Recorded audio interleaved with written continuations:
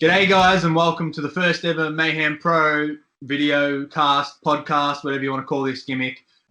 Today you'll be joined by me, the J-Stick, JXT, and Big Rig Fox, Funtime Phil, whatever you know me as. Whatever you want to call him. So we just thought, one, there's nothing happening right now. We're in the middle of a lockdown here in our state of Victoria in Australia, where we can only leave our house for an hour a day. And that hour a day, we can only drive go within 5 kilometers of our house. So currently we are not wrestling on shows. We are not training. We can't even see each other. So this is all we have. So we thought this would be a good way to not only produce some content for our YouTube channel, which we really want to get going at the moment for Mayhem Pro, but also a good way to sort of answer any questions that have come up to us personally or just in public, and just to have a bit of a discussion of things that are going to happen once we can open up again and how we look going forward, yeah? Pretty much. Okay, so we're going to start off with the first topic is why we wanted to run a show / start a promotion. Do you want to go first? Yeah, so I would sort of, it's the ideas started, I'd say early 2018, because our first show we ran in September of 2018, but the idea sort of came in early 2018.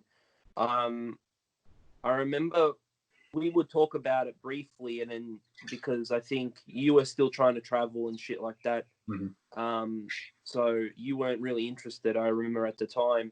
And then I did the Pete Dunne seminar at MCW, and he was talking about, you know, because he at the time when he started, because he was quite young and I think there was very limited places to work, him and his mates sort of started their own promotion, and it just gave him that platform to just wrestle more. That was his whole goal. He didn't really care about money. He just wanted to wrestle more. And I think at that time, like with me and you and a lot of other guys, we were wrestling a lot. A lot. We were wrestling maybe once or twice a week.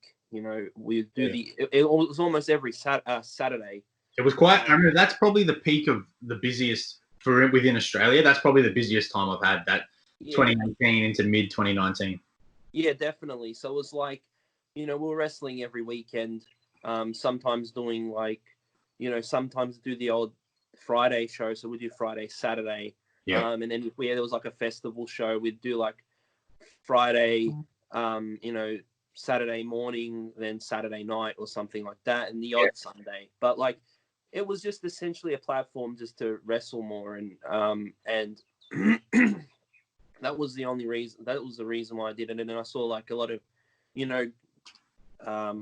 guys that were just, almost always at every show that we were doing, it was always the same. Like, there was probably the same group of 6 of us that were always on the same shows. Yeah. But I just came up with the idea of just wrestling more. And then I think it wasn't, I remember before the seminar, I was just sort of thinking about it, but not really, it wasn't really serious thought. And then after the seminar, I think that was when we all went down to George the Hitman Julio's wrestling school. We were trained there. And I think I floated the idea about it, and I said I was going to do it. And then that's when you sort of got interested in as well. Yeah, it was. Yeah, it was a busy time, I remember, and with a lot of the ideas we have now for anything we do with Mayhem or with the school, they're ideas they're not new ideas. I've been throwing these ideas to promotions to wrestling schools before. Yeah, and I think it became a bit of frustration where I was like, I just kept telling guys, like, instead of running head to head with other shows every Saturday night, there's only X amount of wrestlers in our state every Saturday, because like I said, it was getting really busy, which was awesome, but we weren't able to wrestle on every show because we just want to wrestle as much as we can, learn as much as we can, and better ourselves and grow wrestling here. But we couldn't do it because the same promotions would run against each other. And then not just that, we were getting caught in the middle because they would be like, well, you said you'd wrestle for me first. It's like, yeah, but he's going to pay me 3 times as much. And it's like, well, is it that money? It's like, well, it's not, but his shows are better, or your shows are going on YouTube and no one sees it. So there was just, we were getting caught in the crossfire, and I kept asking them, why don't you run Sunday? And they were like, nah, Sundays don't work. Sundays don't work. And no one wanted to hear it. And I was like, why don't we just do this ourselves then? Well, exactly. Like, even when I was at that Pete Dunne seminar, I think he originally started running Tuesdays. And that was another thing he said. Yeah, they were running like midweek shows. And I mean, it's harder for us to run midweek shows here because, unlike, the States and probably even the UK, where a lot of, I guess, after school programs like sports and shit like that, they're affiliated with the school. Yeah. So they would get their sports and stuff in probably during school time. Even before, they do training sports school.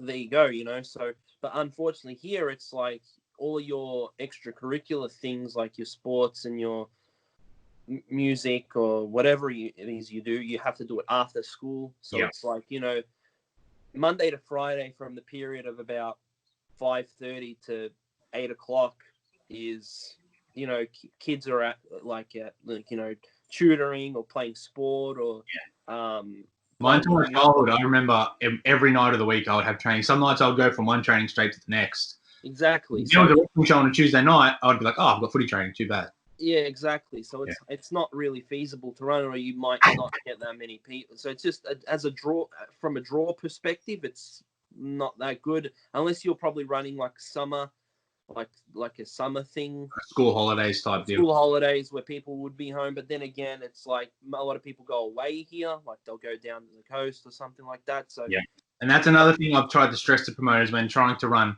Melton, where I live and where our school's now based. It's on the border of being a country town. The next town over is a country town, and it does. The second summer comes, everyone goes up to the river or they go to the coast. There's no one here. Yeah, exactly. And promoters, but let's run in December, and I'm like, no, there's no point. There's no one here. Yeah, it's that whole the public holiday. Like a lot of people that on weekends too. Yeah, on weekends, public holidays. It's like there's no. I mean, you might get a few, but overall, I feel like every time, like we've been doing this for nearly 10 years, and you just notice that when it comes to the point of these like long weekends and stuff that people run on them, the crowd numbers just there's a fraction of them. Well, before the AFL Grand Final came, which is for us as Australian football, before there was a public holiday for that weekend, promoters would always run on that weekend, and I would always reject them. I'm like, I'm not wrestling. It's Grand Final day. And they're like, we can put the game on backstage for you. I said, no, that's not the point. It is Grand Final day. It is the best day of the year for some of us Australians. It is the biggest day for it's the biggest barbecue. You have a party. Like, no one is coming to a show on Grand Final day. Everyone's watching the Grand Final. I understand people within wrestling because a lot of wrestlers don't watch football, which is fine. But you got to understand the vast majority of Victorians love football. So every time they run these shows on Grand Final day, I'm like, I'm not going. And no one else remember as well. That would happen. They'd run these shows and no one would go. And I'm like, well, why did you run against the AFL Grand Final, the biggest sporting event in the country every year? But it's like you got to remember as well. It's a lot of the places that people run. Football is a really big thing. Yeah. Especially like in the country towns or like western suburbs and. For people that don't understand, or maybe not Australian, or don't even know what the sport is, Australian rules football has the best ratio for crowd numbers versus population. We don't have a huge population in Australia, but our crowd numbers for our football smash all other sports in regards to the population within the country. So the percentage of people that go to watch football in our country is ridiculous. Yeah, it is a big thing. It's like even like the games prior to the grand final. All September when the finals are on. Yeah. Yeah, it's like it's really hard to run because that's when the I guess the leading up to the grand final is the biggest. But that's why I think. But when I heard Pete Dunne talk about him running, Tuesday shows, and I think you were talking about as well when you went to the States the first time, and it was like the only days off a lot of people had from wrestling was like Monday, Tuesday.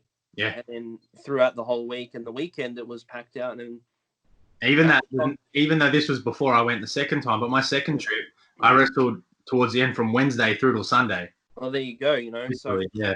And here it was, Saturday was always that we'd run. and the odd Friday. Like, and there's another reason I didn't understand why we didn't run Sundays. When wrestling was on TV in Australia and it was big in the 60s and the 70s and the early 80s, it was on a Sunday afternoon. Yeah. Like, that's when wrestling was known for being on. Yes, that was a long time ago, and people have almost, if they either they've forgotten about it or it's something they wouldn't remember the time of necessarily, but it was Sunday afternoon, wrestling, Wide World of Sport, Festival Hall, sit in front of the TV, here they come. Yeah. You know? But for some reason, I don't know, it was like, nah, Saturday night. And the other thing I found, especially when I was younger with Saturday nights, is people have shit on a Saturday night. People have parties, birthdays, engagements, weddings, you know? Whenever do you have an event not on a Saturday or a Friday night? So if you run on a Sunday, you have no chance of clashing with people's birthdays, their weddings, their engagements, all that stuff I just named. And another thing too, even if you might not go to the AFL football, you might play soccer, you might play rugby, you might play local football, you might be a dancer. You do that on the Saturday. Yeah. So on Sunday, there was nothing on, especially Sunday late afternoon. Yeah. I think, like, you know, Sunday is always sort of generally known as like the relax day. Yeah. Like the one day before, you know, the week starts again.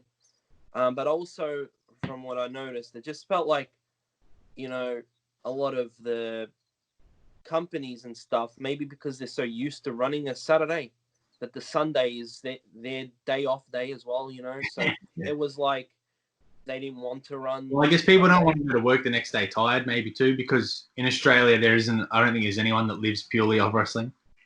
No, well, I don't know, but at least in 2018. Yeah, but yeah, that's why like I think we try to get that, you know, Friday, Saturday, Sunday. So that's why I think, we try to. Selfishly too, my whole idea was if we can prove Sundays can work, and we don't have to run every week or anything, but if more promotions run on a Sunday, there'll be less clashes, there'll be more shows that wrestlers can wrestle on. So then across the board, the fans don't have to choose what show on Saturday I go to. The wrestlers don't have to choose what show this Saturday, which promotion do I wrestle for. It's spread out so you can do both if you want to. Yeah. And it grows as opposed to going head to head with everyone. So, and it sucks because now, before lockdown and before COVID happened, that even towards mid-2019, a lot of those promotions that were all running Saturdays, half of them, or at least a few of them, have now closed. And you think, well, maybe if they weren't going head-to-head with other promotions, that might not have happened? Oh, no, I agree. It's, but again, it's like finding a Saturday date is really hard. Like, we've experienced other promoters, it was like they would put their dates out. You know, most promotions will put their dates out, like probably at about, you know, November, December.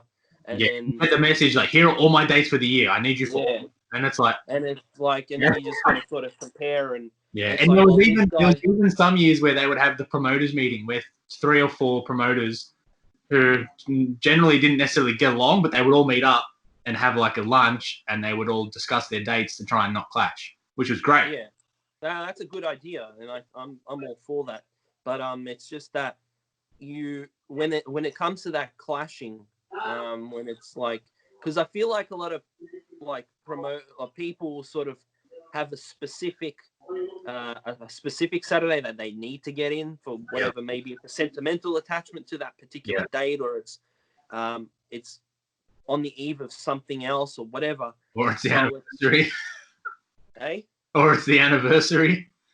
Yeah, whatever it is, you know, it's like you need to they need that one date, but then you get like, you know, we've had times where it's like, I think there was one point where there was like 5 shows in one day, like one Saturday. Yeah. There was one where, I remember specifically, and it sucks because then all the talent's spread out, and it's not like you only have to use top talent because, you know, younger guys and less experienced guys need places to work and stuff. I get, but also too, what happens is the fans are spread out.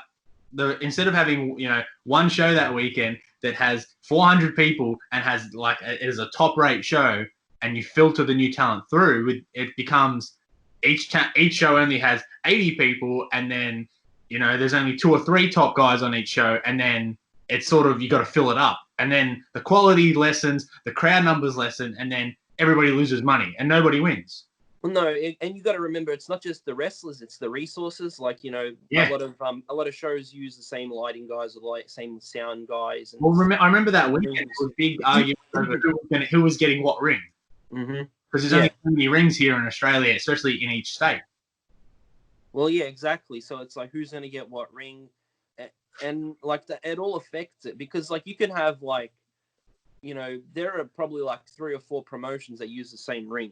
Yeah. And if they're running at the same time as the others, who are like, who's going to use the other ones? And then it's like, but even as a fan, like if you go to a show that uses a specific ring, and then they're using something different, it automatically throws like the whole presentation out. And that's another thing where it's like, presentation is such a big thing. It's such a thing that people don't care about. I'm a graphic designer, and I'm like, you know how anal I am on things have to look a certain way. You can't upload something like this. It looks tacky. It's unprofessional. It looks bushy. Yeah. You can look as best you can.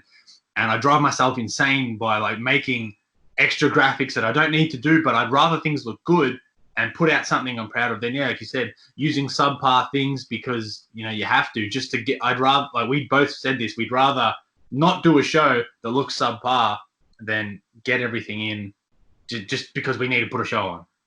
Yeah, but I think that's more so like we've gone from like it started purely for wrestling purposes, you know, but that's now this part is more so of the business aspect of it. It's like you want to put out a show that you're proud of, like the presentation, the good quality of wrestling, and that sort of the quality of the, you know, the filming and editing and sound and stuff like that. And well, also that probably leads us into our next topic, which was going to be our goal with running Mayhem Pro. And like you said, I think we've already touched on it, but the whole goal wasn't let's make money off this, because we know if you want to burn money, start a wrestling promotion. But also it was mainly like us as wrestlers ourselves and our few friends we can count on one hand. Yep. We were frustrated that not only are we were wrestling often then, no one's seen our fucking wrestling. No one was utilizing YouTube. No one was putting stuff online. There was stuff, like some promotions were, and you had to pay for it, which I get, but there wasn't enough stuff that was free so that people would notice us and get eyes on us. Because us as wrestlers, we just want to be seen and noticed, build our brands, build popularity, and we were watching what was happening in the UK, and Progress from being free on YouTube took off. Other promotions just putting matches here and there, or a match a week, not their whole shows, but just matches sporadically, were making wrestlers get noticed, promotions get noticed. And there's nothing worse, and I was speaking to another wrestler about it this week, there's nothing worse than there was a random show for a promotion that runs regularly, and you had an awesome match you were super proud of, and only 150 people have seen it, and you've never seen the footage, you don't know where it is, if it exists, if it's been edited, and that match will just die, and it does nothing for you. Yeah, and like, but that happens. That was the thing. It was like that happened all the time. Also, just like, regardless if people like it or not, social media is a big thing. Like, I'm not a huge fan of it, like, you know, but like I understand its importance and how big of a deal it is. You know, essentially all promotions now, you hear about it because you see it on Instagram or Twitter or something, you know. It'd be like being a wrestler and not having wrestling gear. Yeah, and like there would be like promotions with like you know, only a Facebook or only an Instagram or none of this, and it's like I get it, like, because a lot of these promotions are probably run by, you know, older guys that don't understand the technology side of that part, I think, so they don't really think it matters because they're still going off the you know, the pamphlets and flyers and posters route. I think it goes back to what we said before. They were so hell-bent on putting on a live show that they didn't take any time or give any care to running the social media, putting the matches up, getting that stuff edited and done properly. I remember there was promotion for months. Every show, I was like, we don't have an Instagram account for this promotion. It doesn't have a Twitter or an Instagram. Why? And the promoter turned to me after like 6 months of me saying this. He's like, oh, it looks like you just put your hand up for the role. I said, do you know how much a fucking social media manager earns? It's a full-time job, you know? And now that we have Mayhem Pro and the Relentless School of Pro Wrestling, like just running those social media channels alone, it's fucking a lot of work. But it needs to be done. Yeah. big time it needs to be done. Because if we didn't run those channels, it doesn't exist. No, and like that's another thing. It's just like it's not just to promote the company and the promotion, but it's also to promote the wrestlers. And Well, not just the wrestlers, everything like you said, the sound guys, the ring, the lighting crew, everyone involved. And it's such a big tool in making the fans be a part of something too. Mm-hmm. Oh, for sure. It gives everyone like a portfolio almost. It's like if they want to go get another job at a different promotion, it's like, well, I did the lighting for this show, or I did the sound for this show, or I worked this show, you know. So it all helps. It all helps itself out. It helps wrestling, because wrestling is, I guess, the draw. You know. Yeah. The promotion itself is to a degree, but for me, I've always been under the impression that wrestling is the thing that needs to be the draw. Yeah. There was nothing worse. I remember doing one of these shows, and the promoter was like, "Oh, the crew were busy tonight, so we don't have anyone filming or taking photos." I'm like, "Well, fucking great. The show doesn't exist then." And they're like, "What do you mean? There's 80 people out there." I'm like, "Yeah, this is awesome for those 80 people. They're going to get a good show. But after tonight, this show doesn't exist. Yeah. What's the point of doing the show? Well, exactly. You're wasting all this money, and 80 people is not enough to make money on. And for what? You're not going to make anything back. They're not going to grow anything, or like, unless these people have an amazing amount of word of mouth, you know?" Well, yeah, exactly. But like, that was it. It was like the whole point of it was to have another, like, to open up, I guess, the Sunday, to use all aspects of social media and stuff. Yeah. Which that was the hardest part. I remember, like, wrestling, trying to run things, but also like trying to update the Instagram during the day. I think the second show, I got someone else to do it for me, and delegating sucks because when you're so invested in something, you just want to do it yourself so you can do it good. Like I said, I'm so anal about production and things looking professional when you put them out there. But yeah, you need so much help, and you need someone to be taking Instagram stories. You need someone to be doing Twitter updates. You need someone to be posting an hour before the show updates on, hey, there's still tickets at the door, whilst we're inside running around setting shit up. Yeah, and that was one of the hardest things for me, I know, as well. It's like delegating was, you know, that was almost impossible for me, because it was like, because I'm just running around trying to do everything and then like almost fucking it all up. Because that's for sure. I'm so sick of hearing my fucking name. Josh. Fuck off. Yeah, bad. But like, everyone had good intentions. Like, everyone was like, wanted to check things with us, be like, hey, what do you think we should do here? Which is great. And everyone was, that we were blessed that we had a lot of people come to help. Yeah. Which, again, if you're a wrestler and you want to get on a show, the best way to do it is go and help. Because even though that first show we ran was, 2 years ago, we've already started thinking, well, when we come back, what can we do? It's like, oh, we remember when we ran that first show, he said he was going to come. He didn't come, didn't let us know. And then the second show, he came and didn't help. Okay, cool. He's not on our show next time. Oh, yeah, exactly. You know, even though that was 2 years ago, he could be the best wrestler in the world. We don't give a fuck. It's not about that. It's about, you know, like we said, we're trying to grow something here. And if you're not in, you're not in the boat, you're out of the boat. Definitely. Like, there was some guys that just, like, I didn't even think we asked them to come and help. And the first one, and they came and helped, and in the next show we put them on the show. Yeah, and that goes so far, and it's something at the school we've been trying to drum into people.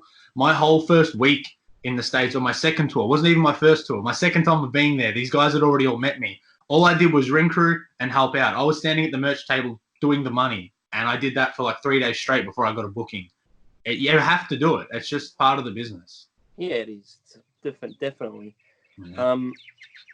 I know with going back to, I guess, the whole, just how we went about with the wrestling show and how it all started, like with Mayhem and how it all started. Like, for me, like, show day was fucking chaotic. But also it was getting all the business and, like, because we ran the show in September, but we started doing everything in like May. Yeah. It was like we were really anal with our posters, who was on the posters, like the colors, where we would put the posters, because I think at the time, we were like, because we had to there was so much things that we had to do that we didn't really know, like, you know, with the insurance and registering the business and stuff like that. Mm-hmm. They were all like, that was the hardest part. That was like, I think we spent like a good day just filling out forms, and, you know, I got sick of putting in my address, you know, and like getting the insurance and stuff like that. But also, like, before the show happened, you know, it was, we started we started getting everything prepared in like May. I think we announced the show in like June, and then from June to September, I think it was like, we would almost every weekend we'd go flyer joints, we'd go poster joints, but we'd also put up like weekly updates with like different, that we'd announce different talent or different matches or stuff like that. And this is something that, like I said, about being so anal about how professional, I would be like, okay, we're going to announce each wrestler is going to be on our show individually. So each day is a different wrestler. So each day it's in people's minds fresh. All right, Monday we're announcing this person, and then we would do the match graphics. So then you had almost like over a month worth of almost daily or every second day posts of the show, who's going to be on it, then what matches are going to happen, then like additional info. And I even structured it. I did the superstar announcements based on who had the most followers. That was the order. Yeah. Well, I mean, like, that was one of the smartest ways to do it, because, you know, because as soon as you announce someone, like, I think the first person we announced was Kellyanne. Yeah. And at the time, she had the most followers. And as soon as we announced her, she started sharing all of our stuff, and, you know, it gave us some buzz, you know. Yeah. And it promoted her and promoted our promotion. So, which is one of the things we as wrestlers, and we would talk to Cal about this, is she has all these followers and promoters wouldn't utilize this. Like, why would you not tag her in a fucking post? It's not hard. Yeah. It's one thing, common courtesy, but like, yeah. And when I was in the States, I lived with Kevin Matthews, who's WrestlePro promoter. He promotes show in New Jersey, New York, Alaska, and he would say to me, like, he was Scarlett Bordeaux's manager for a small time there when I was there, and he would get promoters messaging her booking email saying, "Oh, you haven't shared the show enough times." And KM would turn around, he's like, "Motherfucker, I'm a promoter too. I book talent, and it's not their job to promote the show. I'm the promoter. It's my job to promote the show. If they share the show, awesome. That's great for me. It helps, but they don't have to. It's not their job." Yeah. And the flip side here, we would have promoters not tag us in shit, so we don't. But they would be messaging us, "Hey, share this, share this, share this." It's like, motherfucker, if I share this every day, people are going to unfollow me and not want to see it. Yeah, because there is that point of like, you can become a bit of a drainer. Big time. And it's like, you know, like, as much as you got to sort of, for a promotion, it's good to like not overly saturate, but, you know, you have to do things. You have to keep up content and keep it consistent, and you know, keep the advertising up. But then there becomes a point where it's like, it's just annoying. Like, and you need to have them enticing too. That's why it's like, if you just put a post up, no one cares. If you put a full graphic with someone on it, a wrestler's going to be, like I said, they don't have to, but if it looks cool, if it's a nice looking graphic, they're more inclined to share it. It draws people's eyes, so they're more inclined to look at it and then pay attention. On a social media, people are just scrolling away, so you've only got 3 seconds to entice them. And if you post more than 3 times in a day, you're getting unfollowed. So, for sure. Like, I think there was a time where I was posting, like, sharing things off my own page. It was like morning and night, and it was just like, people just got sick of seeing it. So, yeah. And like, I have like friends or people I know personally who are not wrestling fans, and they follow me because they're my friend, but they hate and get sick of the wrestling stuff. And I'm very cautious of splitting it and making sure I'm personable enough and do enough wrestling posts. And often too, with match graphics, I won't upload them as a post, especially like with something like Instagram, because people don't want to see that. Put it in your story, cool, it's gone in 24 hours. Yeah. But people don't want their feed, especially if you are a wrestling fan and you follow wrestlers, and their feed is just cluttered with match graphics, like, they get over it. Yeah. Well, that was another thing. It was like, even for me, when I would post match graphics on my Instagram, they were the ones that had the lowest amount of like even still, likes and stuff and interactions. So, but when you put it on as a story, you're right. It's there temporarily, but also like people can always just, message you privately about it. Yeah. Or like, like them, whatever, or just it's not as full on. Yeah. And I think that's what the people appreciate is just not. You need that. It's weird. You need that fine line. Like you need to utilize it as much as you can, but then there is that. Then there is that line where it's like, okay, now you're draining my life and fuck you. Yeah, and there'd be promotions that wouldn't post at all for 3 months, and then they, oh fuck, we forgot about Instagram. Then they post the whole fucking show's match graphics the day before, and it's like, oh yeah, like I think I've seen pages where it's like they posted all of the like the pictures from the show, like the previous show, and it's like 160 photos in the but like not like on Facebook, not in a Facebook in an album, but like on Instagram as individual posts for each match. Yeah, exactly. It's like, oh, please, yeah. me. But all of this stuff was, we had to think about it before we started running, and then I think on the show day, like because we also wrestled on the show, but again when we went with the talent that we used, it made it a lot easier. Like because it's hard to promote the show, organize the day of the show and then wrestle, like all of that. That's just, it's a lot of work.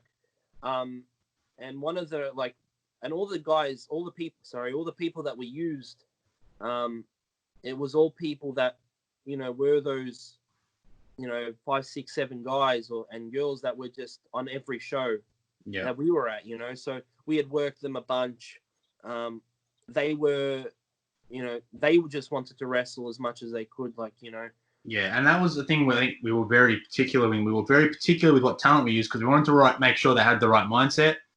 If you're just here to get a payday, well then, like I said, you're not going to make money on this show, so don't bother. If you're just here to try and, spruik yourself, we haven't built a promotion yet or a brand, so our brand doesn't have thousands of followers. It's not going to help you become the next big thing. But in time it might, but it's just about getting experience in and trying to grow the product we have here, which again, that's our goal here. Our goal is not money. Our goal is not fame. Our goal is to make not just Mayhem Pro, but wrestling in Australia get more eyes on us and help this business down here grow. Definitely. And again, it was still a trial and error. Like the first Mayhem show, because it was a Sunday, that was rarely done. And also because also with the Sunday, we had to, everything had to be earlier. Because the show started at 4, I think. Yeah, it started about 4 o'clock. And we could only get in the venue by 10. So it limits your time to set up. Yeah.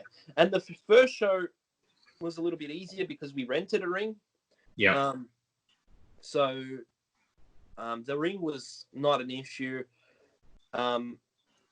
Just everything else, the first show, the issues were, how does the lighting work? How does this work? And the second show we stuffed up because we were like, all right, we're going to use this different lighting because it's easier. We were listening to advice from lighting guys, and we got midway through the show and we're like, fuck, the crowd's, I think the lighting's too bright for the crowd. We need to dim the lights so the crowd gets more into it, so they're not. And then that ruined the film and the photography for the rest of the show, which, big mistake, but we learned never change the lighting mid-show. Yeah. But also being a Sunday during the afternoon in February where it's summer. Yeah, so, and have the doors open, which meant it was dark, then certain light came in. Yeah. So and that building too, the toilets were not inside the building, the toilets were on a different building outside. So you had to have a clear pathway. So we had to have a door open. Yeah. So it wasn't ideal, but no, I think, we saw the venue and we liked the venue because it looked like a wrestling venue. And I think that venue, if we did it on a Saturday night, would have been great. Yeah. But doing it on a Sunday afternoon definitely was a bit harder, especially with that when we did the second show. The second show, so the first show for me went great. I think we drew 150 people on a Sunday, sorry. and it all went well. Like, Mate, when I got that clicker and I seen how many, I was fucking over the moon. I was like, it's oh already, man, it was awesome. we're not going to lose money. We're already here. We're fucking. And like, I think it was also like a relief. It's like, oh, Sundays can draw if you put a lot of work in. But then again, it's like with anything, the more work you put in, and the more more you'll get out of it, you know. But like the second show, that was when everything sort of started going a bit. Yeah. Because I think my whole, like, I know we were both in different, you know, headspaces with it all. Because you were just about to go overseas again. Yeah. Well, we can address that. So we done the first show, and the cost of setting everything up. So although we didn't lose money necessarily in that show, it's cost, like what we meant is we wouldn't have to pay out of our own pocket to pay the lighting guys and the wrestlers and all that. The money from the show was going to pay for that. But the cost of paying for all the insurance, the business name, setting things up, the venue, we all paid out of our pocket. So we lost about, I reckon, what was it? I think it was $1,600 each, roughly. Yeah, about that. And I remember at the time I just booked another trip to the States, and I didn't have much money as it was, so I was saving for that. And I was like, look, I love what we're doing. I said, but I can't afford to pay that again. Mm-hmm. If I have to pay that again, I have to cancel my trip. Yeah. And I need to do this trip for me. So I was like, I can't afford to put on another show.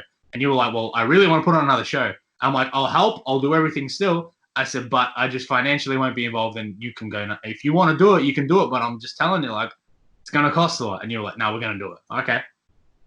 Yeah. And that was, I think, the first problem.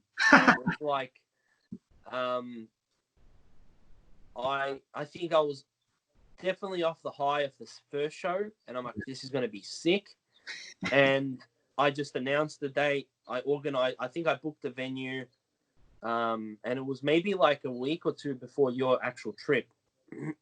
So what was the date of the second show? It was February 4th or something. It was February. I think it was like, start or mid-Feb. And I left in January, February, March. So yeah, it was like a month before I left. Yeah. So my head elsewhere, I'm trying to plan all this stuff for this trip and get that all sorted. And it was like, that set me broke. So if I was to pay for this show, I would have been even more fucked. Yeah. I think, and I said this to you even this time, a big problem too with whenever businesses, I think if you just, and we've said this with wrestling for some people are not upfront. Like I was upfront. I was like, I cannot afford to do this. If you want to do it, you can do it, and I will help. I cannot pay for this. And there's nothing worse than if we got halfway through this, and then I was like, oh, sorry, I can't pay. Yeah.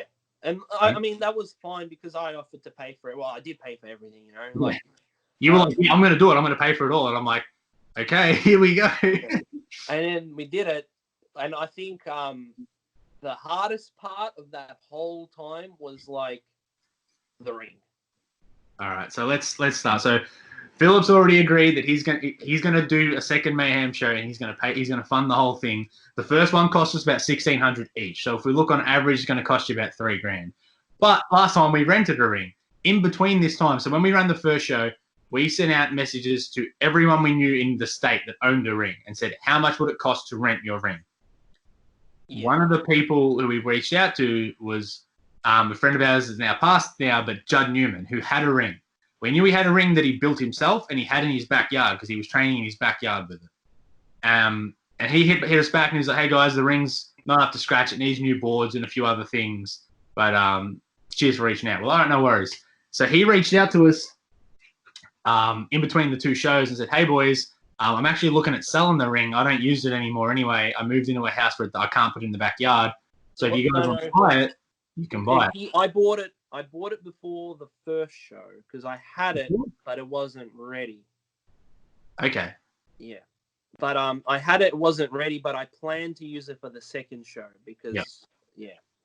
So, yeah, he reached out to us like, hey, it's not ready, but we can buy it. So me and you drive. It was Juddy lived ages away. It was like 2 hours from where we live. We drive all the way out there on a Sunday, and it's all just packed up. So if you've ever seen a wrestling ring, it's just beams and boards and ropes all packed up in his garage. And we're like, well, fuck, how's this going? And he goes, let's set it up. And we're like, where? Your backyard's nowhere near big enough. He goes, we'll set it up in the front yard. So we had one post. I'll put the photos in the video here. We've got one post on the driveway, one post on the front door, near the front door. The other 2 posts on the footpath. And if you drove past this suburban house, we're setting up this fucking huge, and it's an 18-foot wrestling ring. So each beam is 5.5 meters. This fucking huge wrestling ring in his front yard. It would have looked ridiculous. I mean, like, when we went there, because before we went, we're like, oh, if we get it today, well, I was like, oh, we'll just take the van, because I'm used to, we're used to sort of 16-footers that could probably fit in the van. And then when we get there, I knew that would happen. I knew. Fuck, no. For people that don't, Philip has this theory, and his theory is, what's there to know?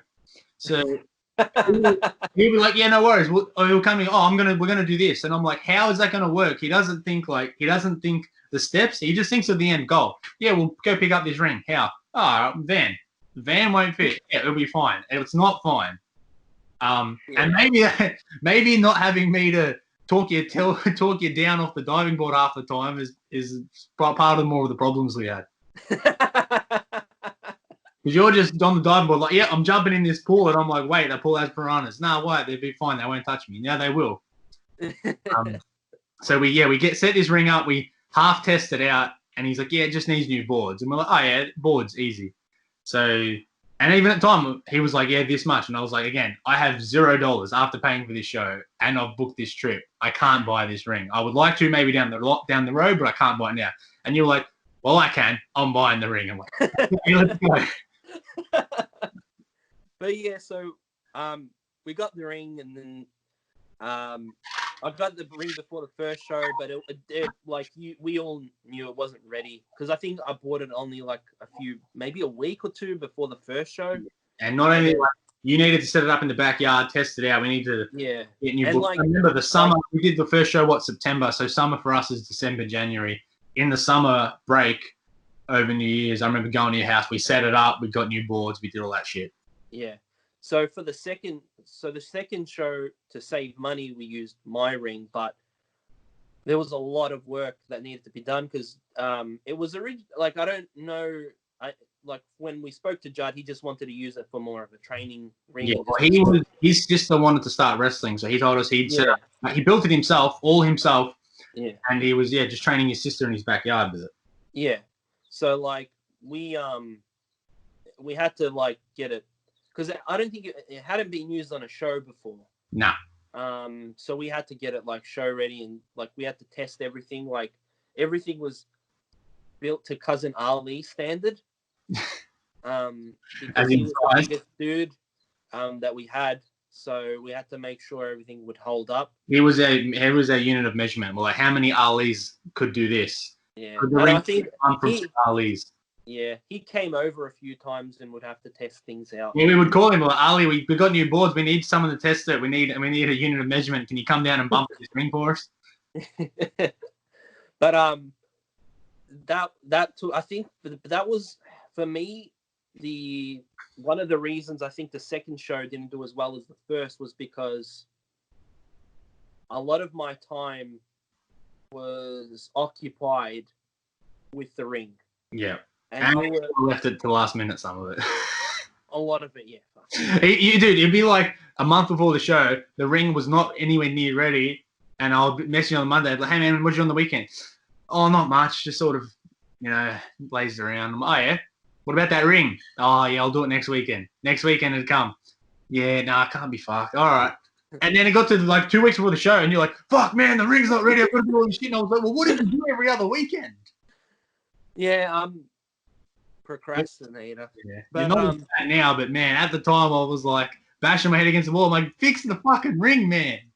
Yeah, it got done, but again, it was all slapped together a week before, and it wasn't good. We watched that second show, the quality of it, just with a lot of it, lighting, the ring itself, sound. Even some decisions, for some reason, here in Australia, and remember this was before I had that second trip, everyone would just use yellow tongue, plyboard. I remember we broke in with NAW and set up that ring, but they just had these big boards, 2 each side, and they would slide across, and which really made it quite bouncy. And for this ring, which is bigger than NAW's ring, it was double as bouncy. But when I went to the States, I realized they would use like thick, long wooden planks, and they would go across the whole length of the ring, which would stop that middle part bouncing like this because it's one plank. Yeah. And I came back and I was like, this is what we need to do. This is how all their rings are. This is what we've done wrong. Yeah. And I think that ties into like when we get talking about the school. So I guess a quick rundown. The second show didn't do nearly as well as the first one. We didn't put anywhere near as much time into promoting it. No, didn't put enough time. I think I went one day around, like maybe a fucking 200-meter radius of the venues. I remember the week before the show, I would catch the train to Deer Park, which is where the show was, and for after work, and I would go stop at that station, do a bunch of flyers, and then get back on the train, go to Melbourne. Yeah, so it was like even like the social medias, we try to drain it we try to use it as much as we can, but again, it was all like last minute. It was still summer, like people just started going back to work and school and stuff like that. It was February 4th, so January everyone's still away. People just getting back from holidays. Yeah, it wasn't a good time to run a show. It was just, again, I was riding the high of the first one, and then I just sort of picked a date, and then I picked on the third date that we didn't end up running. Thank God we didn't run it. Because that was another thing. You were like, we got to run this show, and I'm like, dude, I'm going to be away for 3 months leading into the show. I said, think about how hard putting this show together was, and I had to like talk you off the diving board again. I was like, don't jump, like don't run this show. And then I think I just announced it. I remember I announced it, and I put it up the night to cancel it. Because you were like, can you make me a graphic for this date? I was like, I can, but I'm telling you, man, don't run. Yeah. Yeah, it wasn't. It was just, again, it almost became like an ego thing where it was like, I just needed to run. I just needed to run as much as I can. I had a ring. I wanted to use it. I wanted to do everything, And and I think part of you, like, I spent so much money on this ring. I need to make it back. Yeah. Not necessarily make it back as in you financially, but get your money's worth in use. Yeah. And like another thing as well, it was like people, like the guys that we were using, because again, a lot of them are our friends and stuff like that, and they just enjoyed wrestling for us and wrestling on the Sunday. So I'd get, messages like, "Oh, when are we running again?" and stuff like that. I think that was one of the best things, but was that our friends who were wrestlers themselves, who would also have these conversations with us, being frustrated with other promotions that came to us and said, "We haven't had that much fun on a wrestling show in years since we started. The show itself was just fun. We want to have more of this. When's the next one?" And we were like, "Yeah, it was fun when we were actually out there, but fuck, everything else wasn't as fun." Yeah. So, but I'm glad that it all happened. Like, I'm glad the first show happened. I'm glad the second show happened as fucking shit as it was, I think it being a flop, like, I'd say it's flop. I think that was the best part because we learned way more on that second show. Oh, 100%. And that whole realism of what it takes to run a wrestling career. So all these promoters that run monthly or like bi-month, like, it's a lot of work. And I respect a lot of the promoters that, can keep it up every month or every second month, because it's hard.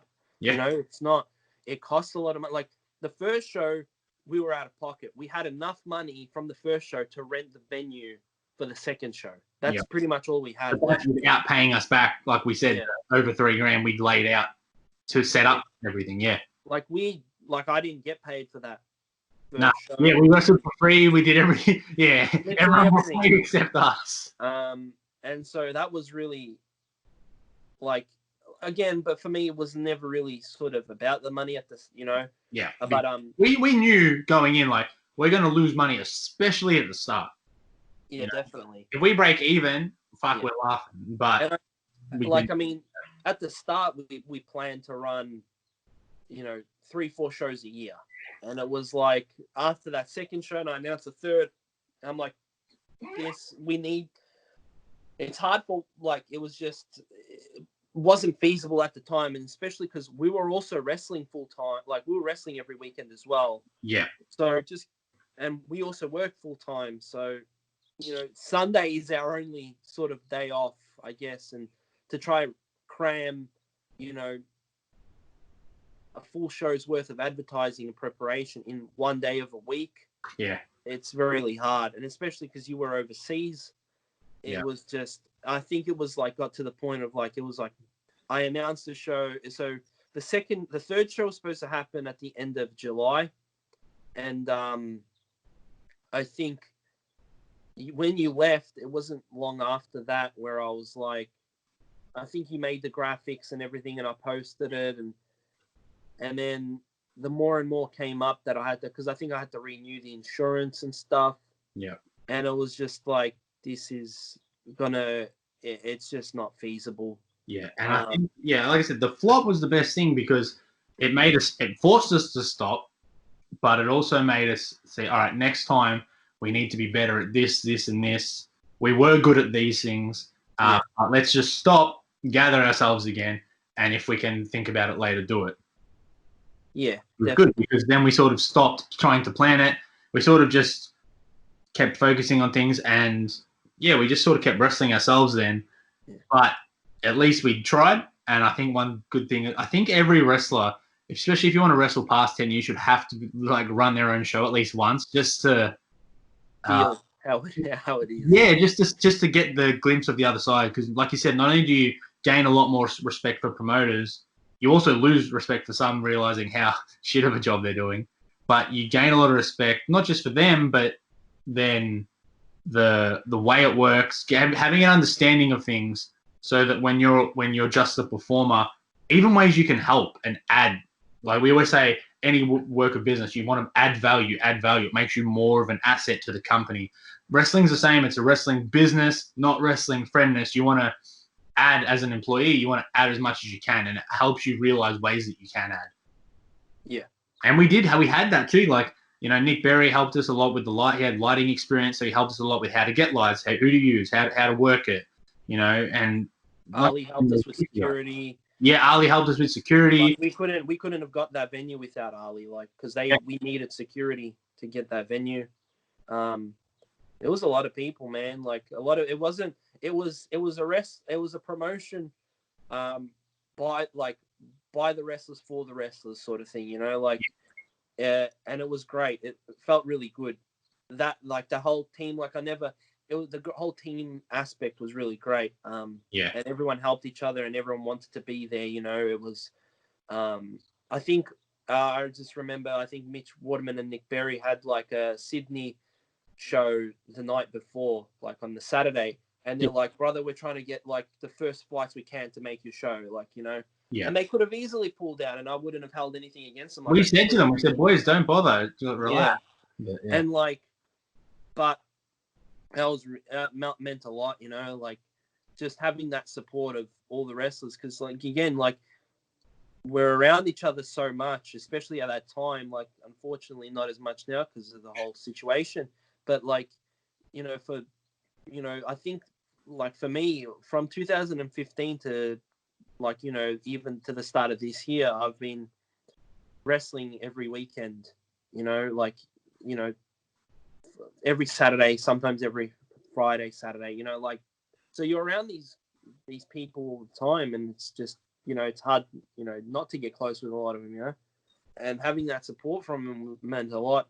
But, you know, for us to like, and then I think there was that whole, like for me, especially like after the second show, as much as I sort of wanted to run, but then came to that conclusion, it's just not feasible for me to do this at that time by myself, sort of thing, with, you know, the money, and the money did become an issue, but just trying to run it and everything. But I also wanted to wrestle myself, and I was wrestling a lot, and I think it picked up again, so I just wanted to keep doing it. Yeah. And that was, I guess, the priority at the time, just wrestling myself. I was of the same boat, which is going overseas and stuff. Let's put a pause on this with the knowledge, you know, come back to it when we can. Yeah, definitely. And it was always something that we could revisit. But to be fair, like now we're doing it again. But I didn't even think it was going to be this soon, to be honest. Neither did I. Well, we'll tell that story. So after this happens, I come back from the States. Jake Navarra, our good friend, he trained us pretty much from the beginning, taught us to bump and stuff. And continuously throughout, he's used me mainly as a guinea pig just to, as his personal training has gone through. And Phil's wearing the shirt, the 100 strong personal training. And we would once a week on a Monday go down and Jake would do what we called, it was like an athletes group session where we work on our agility, our mobility, and keeping our bodies fresh and just almost rehabbing injuries throughout the workouts too. Yeah, it was very much designated with the understand, like, because Jake also wrestles as well, so he trained with, like, you know, WWE coaches and stuff like that, so they specialize in training athletes for wrestling, you know. That would help them, so it wasn't just, you know, I guess your run-of-the-mill, like... Well, it wasn't personal training, it was completely different. This was almost like his version of, if I was to train people at the Performance Center, how would I structure that? Yeah. And so we would do that with him weekly. And I think Jake came to us maybe of October 2019. So we ran that second show in February. I go overseas. We cancel the third show. We're just wrestling and we're training. And every one of these sessions would be, this promotion's done this, or these people have done this. And we were like, why don't they do this again? Instead of, and Jake's not a huge talker. So Jake's great because I don't shut up. And Jake will just listen. And I'll be like, why do they do this, this, and this? And we were complaining. And at the time, because I live out in Melton, which is an hour west of Melbourne, Phil lives about half an hour west in St Albans. And to train at the time, I was either driving to MCW Academy in Thomastown, which is over an hour for me, or I was driving to Carlo Cannon's Vicious Pursuit, which moved to Brunswick, which became over an hour for me as well. And I would drive an hour and 20 minutes to work a full day, then drive half an hour to train for 2 hours, and then I would drive over an hour home, and I would be spent. I would do that once a week, and I would be spent. And Jake came to us in, I reckon, about October, and he said, I'm looking at getting a bigger venue, a bigger building for personal training, and to get it, I can afford it. He goes, I only need to make, like, I've worked out the numbers, I only need to make an extra, and I've found a building, and I've put in a deposit, and he goes, it's big enough, and to make that extra, I know, Philip, you have a ring. We could put the ring in there, run a wrestling school out of there, and that would not only make the extra bit of money we need to make for the place to stay afloat, but we could start a wrestling school here. And which something I know with Jake, we've always discussed, even from the get-go, like, ideally long-term running a wrestling school would be awesome. But I always thought, like, yeah, when I'm in my late 40s and I can't wrestle anymore, that'd be a thing. But like you said, Phil, with Pete Dunne in that seminar, and I remember having those moments too, not just with him, but with a lot of wrestlers that have been successful. They all are trainers at wrestling schools, help run promotions. It helps you learn the business inside and out. Yeah. Jake came to us with this idea, and I think me and you, there wasn't a slight bit of hesitation. It was like, shit, this could work and be much easier than we thought, and we can fucking do this. I mean, for me, there was a little bit of hesitation because I was like, okay, I guess I just sort of felt like, just sort of looking at the rest of the business, like the Victorian wrestling business in itself, like how many schools there were and stuff. But we're pretty lucky, like, that we're real far out west and stuff like that. There's no one really, especially super close around there. Out in Melton, we're over an hour away from any other wrestling school. Yeah, but like it was good. It's good to have that because, I mean, it was good for me because, you know, I've always, like, I've helped train some people, just casually, like, I've never, you know, but I never really saw myself as, like, a good trainer or anything like that. But like, I never really knew. But then, like, you know, the more and more you sort of think about it, and it's like, the more and more, like, I started training some people casually, and again, I never thought about being a trainer, but it just sort of happened. Yeah. And then the more and more I sort of started enjoying it, and I just felt myself get better because with wrestling, you almost, as soon as it's like you keep doing the next thing, and the more I I felt the more and more I go to the next thing and just find my own, because obviously when I started wrestling to now, it's completely different. I have my own style now compared to what I had before. But then, like, because I'm so used to doing my own style that I almost not forgot, but like just stopped thinking about the fundamentals and the basic stuff and, you know, all that. And it's just like, oh, why do we do things like that? And you almost like, oh, I haven't done this in ages. Like, Yeah. And then you got to really think about it, you know. So it was good because it's like, as much as it helps me, like it helps other people, like me teach other people, it teaches me, again, it refreshes me on stuff that it's like, okay, I got to, you know, really pick up my game, you know what I mean? think that was the thing too. Like you said, you were at that point. I know myself, like I just came back from the States and I was already doing seminars as often as I could, and I was getting a lot out of them and I was getting a lot of good feedback for them. So I was already enjoying that. And another thing I found sometimes when I would train at other schools is I would be training with people who had less rounded experience than me, like wrestlers that had only wrestled for, you know, in small, like in the same sort of place with the same sort of people, and they didn't have experience in different countries, in different areas, different, you know, training by different people. And I would often come back and be like, I don't know if I don't agree with that. I don't think that's right. When I trained here, we were taught not to do that. And I was like, well, it was, I was getting frustrated. And again, I was at Jake's and I was like, well, I'm frustrated because I've been taught by someone who's currently in the WWE system, do not do this. And then I'm going here and they're not only not allowing me to do that, they're telling me that's wrong and telling everyone else not to do that. And I'm like, should I listen to someone who's currently a coach at the WWE Performance Center, or should I listen to someone who has only wrestled locally? And that's when I was like, fucking frustrated. And then Jake came to us with this idea. I'm like, well, great, this will fix everything. And like you said, not only for myself, I'll have my own place to train so I can work on my fundamentals, my ring rust, and all this stuff in a safe space where I'm not getting told what I'm doing is wrong when I've been told that it's right. Because again, wrestling's subjective. Mm-hmm. And I think, like you said about having your own style, I think that's a big thing we've been big on with the school is there's no right or wrong way. There's just different ways to do it. 100%.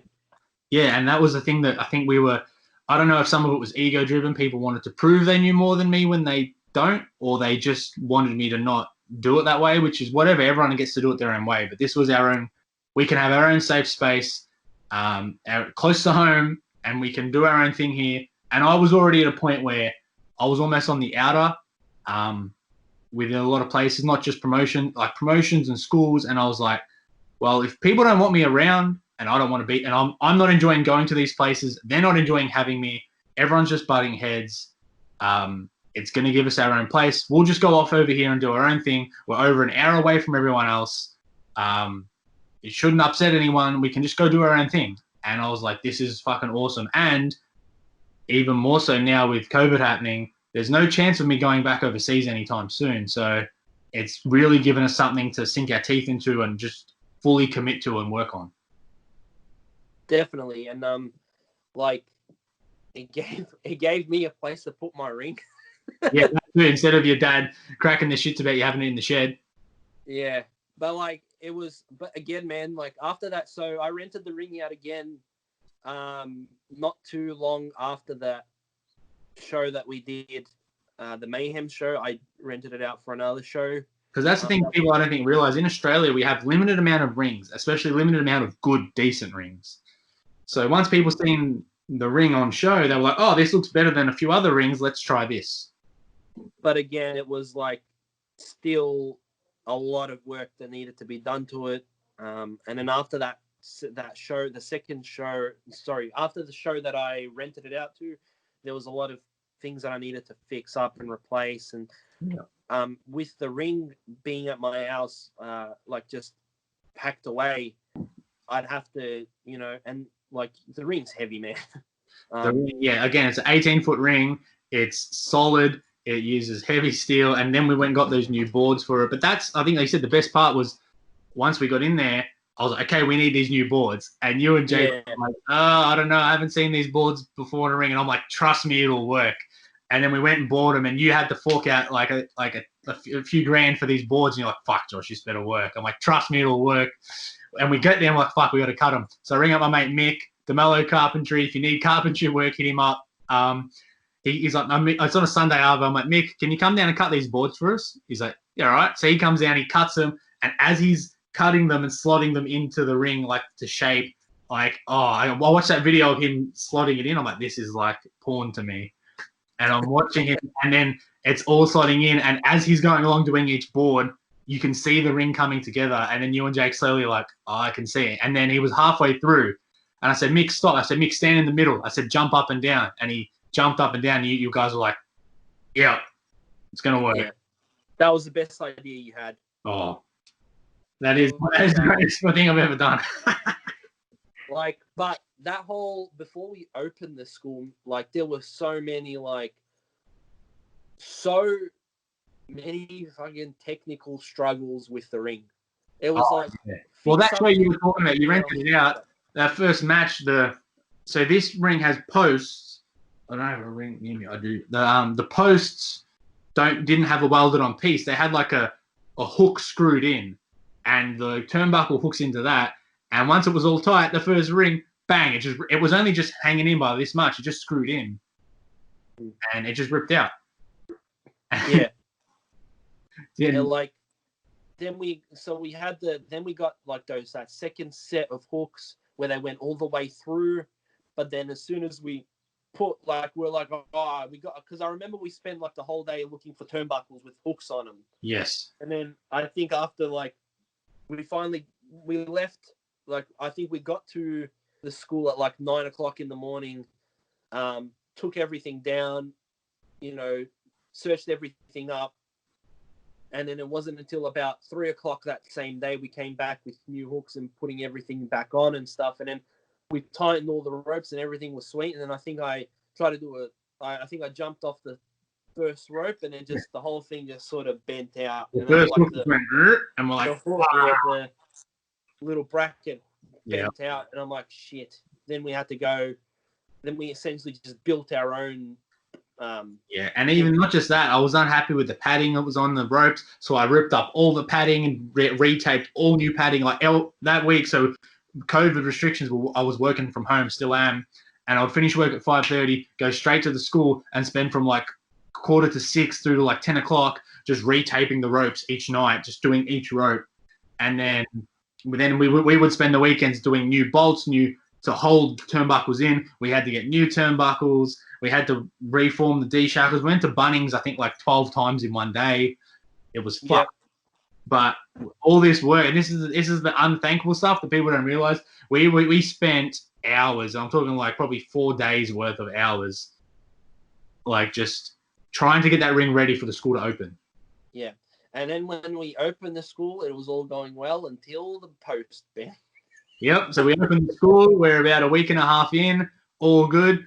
We're doing training, then mid-training, someone goes, hey, is the post meant to be like that? And I get out the ring, I look at the post, and the post is like wonk, and I'm like, oh. So then that's when the suburban lockdown happened. So that's when I got locked up.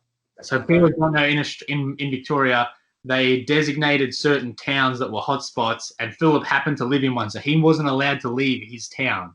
So Philip wasn't at the school. It was just me and Jake training people. And so I sent the photos to Phil, and what we found was when Juddy built the ring, the actual ring posts need to be of a thicker material, just thicker steel.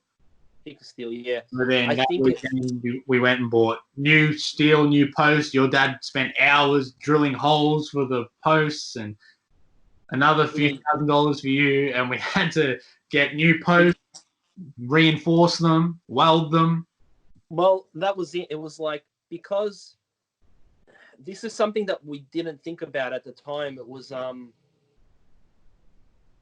the ring was okay when it was run on a show because it was only getting used that one night, and it was, there was X amount of shows that would happen, X amount of matches that it would happen and get used on, and like, so there wouldn't be, and there's only so much use of the ring, I guess, like rope running and stuff like that, Yeah. But using it as a training ring, we really had to.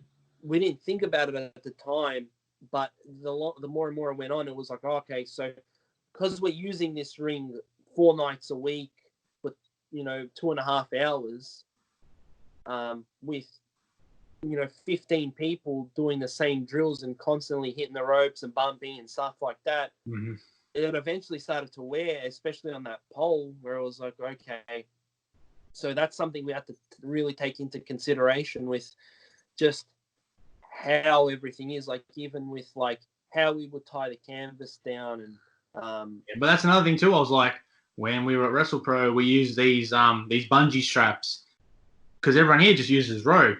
And I'm like, nah, this is so much easier. And even buying them, you were like, oh, they're a bit expensive. Are you sure? I'm like, trust me. We did it. And you were like, good. And I think that's such a problem, not just with rings, but everything here wrestling-wise in Australia is, unless people go overseas and see how it's done on the bigger stage, they don't realize how things have modernized and become up to date. And Jake talks about it all the time. When we were trained at George's in 2011 for us, but Jake was even earlier. He went overseas to Booker T's, and they were like, dude, you guys are fine, but it looks like you were trained in the 1960s. And they're like, well, our trainer wrestled in the 1960s. They're like, well, that makes sense. You need to update what you're doing.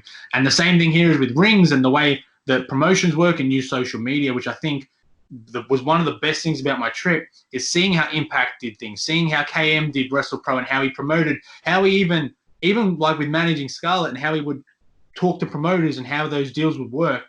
Being a fly on the wall helped so much. So even little things like the bungee cords, the ring posts, how to run that stuff.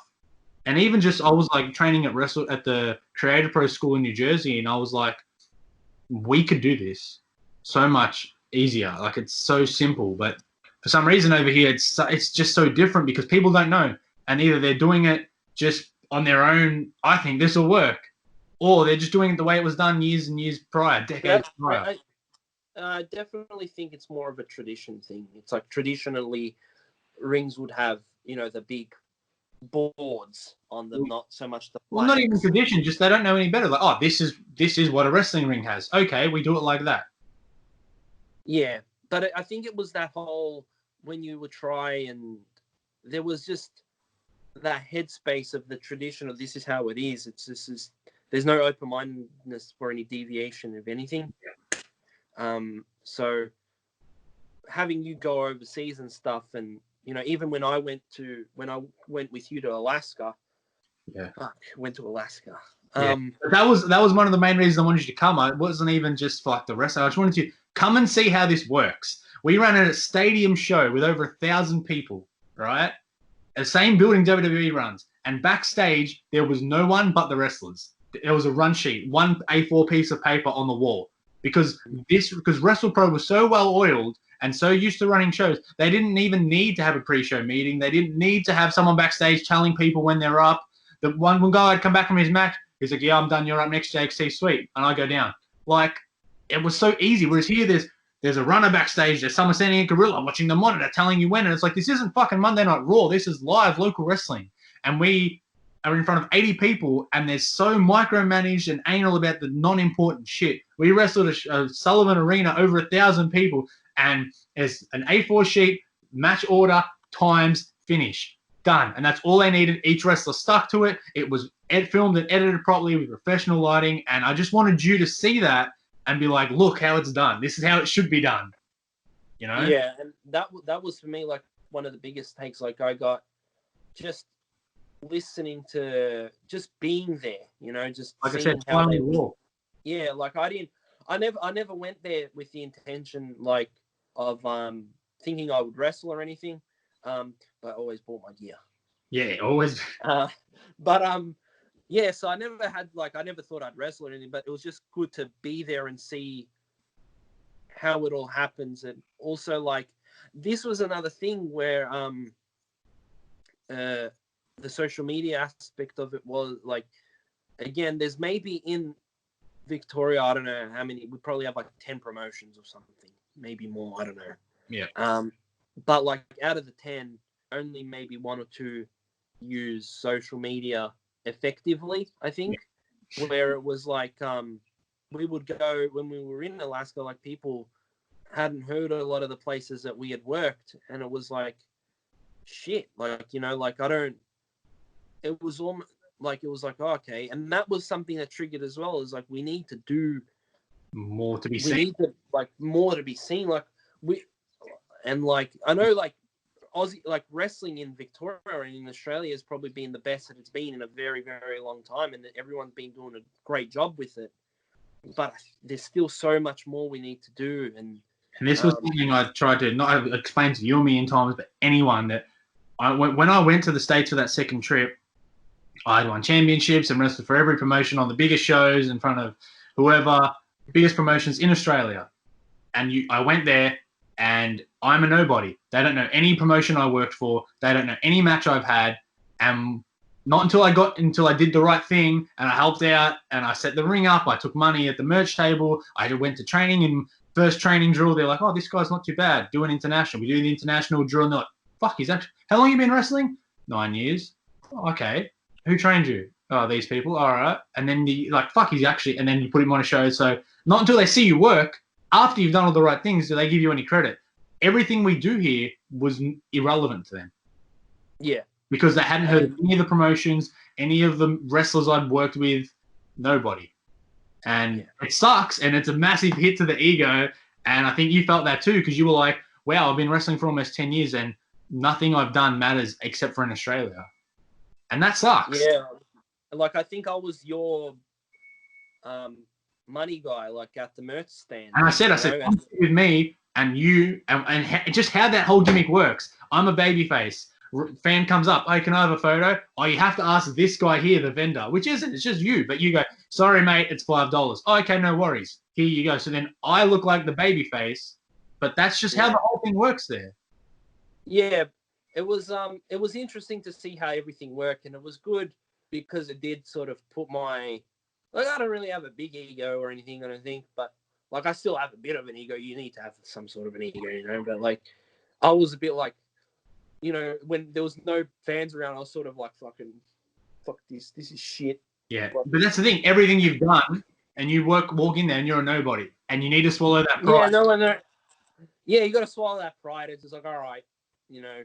But the thing is, it was a good experience, and I did learn a lot. And a lot of the stuff that I did learn, we have incorporated into our own school, and even the way that we're still, you know, thinking about running Mayhem again. And Mayhem, the reason why we're running it again is because now, you know, we have almost like a support system of the Relentless School of Pro Wrestling.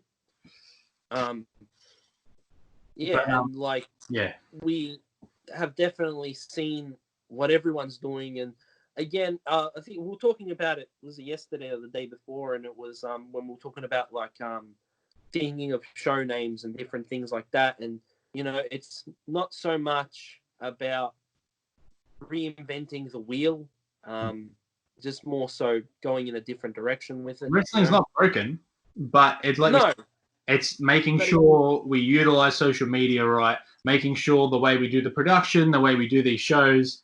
And like we said, what is our goal? Our goal here is not to make money. Our goal is to make more people see this product. So if we put a full show up for free on YouTube, then more people watch it. And thankfully, almost 2,000 people have, which is cool. But we would want that 2,000 to be 200,000, then to be 2 million, you know? We want people to see what we're doing. So that next time you go overseas, people might know who you are. Yeah, or at least if they don't, I can show them something. Yeah. You know? And it's just like, it's not necessarily for people to see Mayhem or anything like that. It's more so we want people to see wrestling in this country. And again, there are a lot of promotions in Australia that are doing a fucking great job. You know? Shows them highlighting. Awesome. Yeah, and like we want to, you know, contribute to that as well, and just give back to wrestling, man. Like, we want to build down here, because like we said, if Mayhem doesn't become the biggest thing, that doesn't matter to us. But like you said, Mitch Waterman and Nick Berry made sure they got back from Sydney in time to be on our show. Hopefully next time a promoter says, hey, do you have a match? They can just be like, here's one I did at Mayhem, because it's online, it's for free, and you can watch it in a click of a button. As opposed to in the past, we've wrestled on shows, and say we had a good match, we would have to hound the promoter for weeks. Hey, can I have that footage? Hey, do you have that footage? Hey, can I have that match? A lot of time you just never get it. Or you'd have to pay. And the amount of wrestlers I know that have to pay to watch their own matches is bullshit. Why are they not getting that? Like, what? Why? We're wrestling for fuck all money anyway, and we've got to put 1/5 of that aside to pay to watch our own match, and then behind the promoter's back, screen record it so we can privately upload it to YouTube to send to WWE or AEW or Impact or wherever you want to wrestle, just so we can have some portfolio of, hey, here's a match. That is such a disconnect, and that shouldn't happen, and that's almost dogging the boys in a way. Definitely, like, even myself, like on YouTube, I have very, very limited amount of matches on YouTube. Like, I think the most recent match of mine was probably from like last year, and then before that was probably like 2016. Yeah. Like there's not enough. But and here's the thing: I did a match in February. AWF, TNT just put that match up, and I was like, awesome. It's up, it's edited, has commentary. Hey, when was your last match? Here it is, bang. Here's a link, click that, bang, here you go. Yeah. And it's not that hard to do. And I think one of the biggest problems we found was like getting the videos edited. I don't do video editing, you don't do video editing. So in this lockdown, I've taught myself how to video edit. So any of the Mayhem uploads in the last few weeks, I've edited myself and tried to do. I've taught myself how to edit camera angles. And even this is my first Skype recording I've done. It might completely fuck up. But I'm learning how to do this so we can do that, Well, yeah, and like that's one thing that I really, I guess, like about Mayhem. And it's like, we're not perfect. We don't really know what the fuck we're doing half of the time. We're sort of everything is trial and error, and a lot of it's error. Like, we fuck up all the time, and like, but I think everything that we do, like we're still trying to get, like, we're getting better at it, and that's another thing. Like, we want the whole purpose of this, because I remember we were talking, like, we need more content for the YouTube, and what are we doing, and I'm like, I want to talk about like Mayhem and Relentless School of Pro Wrestling, and like just how hard it's been, just the how much, as much as everyone likes to talk about how good things are, and when things are good they're great, but like, we had to like climb mountains to get to the good things, like it was hard, like we said, all those weekends and even that Alaska trip, like and the flopped show, putting the ring together, the ring breaking, fixing it again, trial and error of the ring, the shows, learning, and even wrestling ourselves, like doing different seminars and learning off different people. And yeah, there's been such a journey to get here just for the school and the promotion alone, let alone ourselves. Yeah, for sure. And it's just like, we want to grow with the people watching, like I still, like, we only ran 2 shows, and I had, people message at the start of the year, like before we even started announcing things, that we were doing things this year, when's the next Mayhem show, so there was like, it did affect people in a certain way, and like, yeah, and that was really flattering. But it's just like, for all the people that came to the shows, for all the people that have signed up to Relentless School of Pro Wrestling, for all people that just showed interest in it, for all the people that helped out with the YouTube channel, thank you. Yeah, like everyone that subscribed, everyone that's liked something, everyone that's followed us on social media, everyone that like that's done anything, like bought like a can of Coke at the canteen when we ran, like, it means a lot to us, and we really appreciate it. And this is, I guess, going forward, is just giving back to wrestling, and just giving back to the people that supported, really. Yeah, and like, we've already gone an hour and a half, so we'll almost finish up here, but this is our last few things. And again, like you said, we're not going anywhere. With the way the world is, we can't travel at the moment. So I've set aside for at least 2 years now, we're going to be putting into this and building this to be as big as we can. So hopefully in 2 years' time, if either of us or anyone that's affiliated wants to go overseas, they can have a full list of matches they can show people, storylines they've done, and they can hopefully have some name value where people, oh yeah, I've seen you on YouTube, or I've seen a match of yours. because our goal is, to grow what we're doing here. And even if Mayhem doesn't become the biggest thing, if we force other promotions to start putting more stuff up for free or using social media in a way that gets more eyes on their products that are also good, then wrestling is winning and we're all winning, and we're going to have more fun, have better shows, and get more out of it. Definitely. The last thing is the reason we think bringing back Mayhem Pro, and yes, we are officially going to be coming back, is because when we started the Relentless School of Pro Wrestling, we sort of looked at, okay, so we're going to have a few people sign up, like brand new people who don't wrestle currently. And we thought we'd get 4 or 5. Our first beginners class had 20. And there's only been more and more from there. We were overwhelmed with how many people signed up and wanted to start with us. So, again, thank you for trusting us and wanting to be a part. But we were like, shit, we can't go to promotions and say, hey, can you use our guys and give them their first match, their second match, and just give them experience? Because like we said, you don't want a show full of green guys, but you need to filter these guys in and give them opportunities so they can have, 1 or 2 guys get opportunities on shows every now and then. And we were like, go on. Yeah, and it's hard doing that with, especially like when most promotions here are affiliated with the school already. Yeah. So they're going to have to, they have their own guys that they sort of want to feature, more so than anyone else, which is fine. And that's they've got to give them opportunities. Like, you can't have someone training at a school for a year and, not have any sign of when they could have a match or even an opportunity of where they could have one. So almost out of necessity for the school, we're like, well, we're going to have to run shows again. Pretty much. Yeah.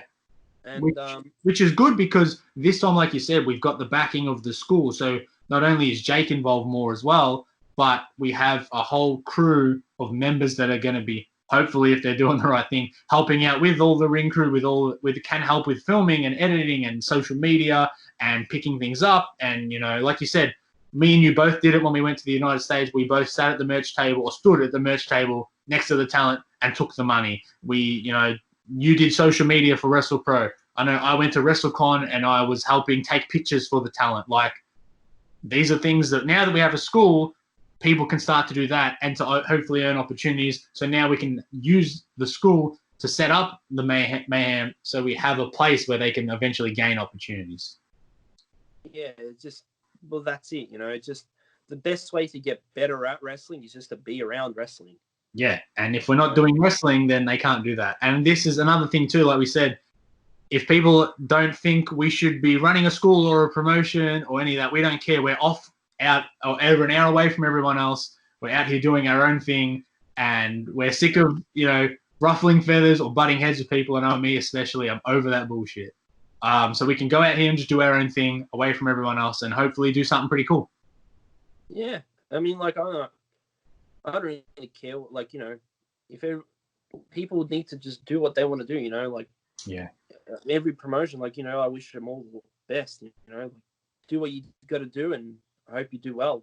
Like, yeah, and that's we're just doing our own thing. Like having people message, you need to do things like this or else it's going to diminish these other places, or you need to do it like this. We don't give a fuck. We're just going to do our own thing off to the side. If you don't like it, don't watch, don't follow, cool.